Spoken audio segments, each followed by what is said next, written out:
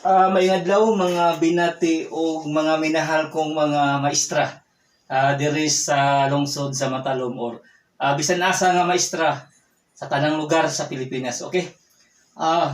Excuse me.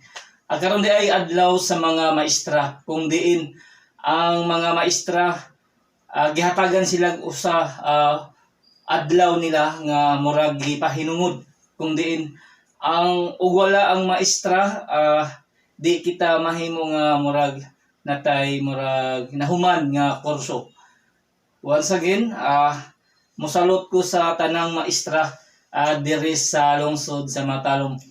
Bisan daily taga Matalom, mosalot ko kay without siguro sa mga teachers, di ta mahimo ingani kung unsay atong nantiguhan sa pag-eskwela nato.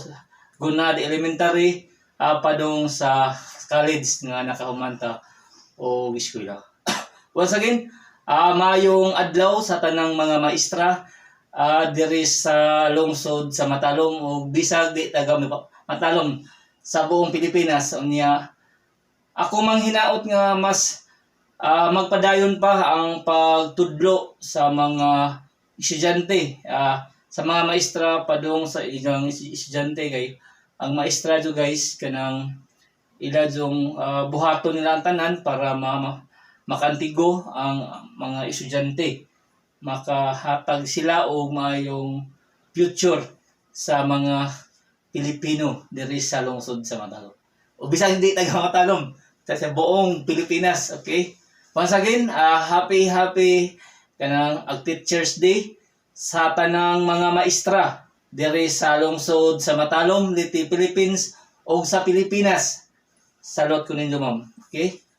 Ako mang hinaot nga magtinabangay po ta kanunay alang sa kayuhan sa lungsod o kaayuhan sa mga teachers nga mihatag og panahon para sa mga estudyante nga mahatagan og maayong ugma sa mga kwan. Once again, happy Teachers Day sa mga maestra diri sa lungsod sa Matalom. Iko pipi, welcome mong tanan nga mga teachers sa paghatag sa ilahang adlaw nila karong adlaw.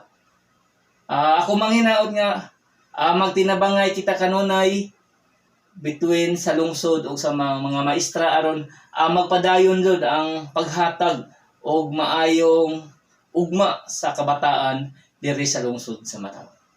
Iko pipi, andam motabang sa lungsod ug moserbisyo sa katawhan sa lungsod sa Matalom. Okay? Karon October 5, 2022.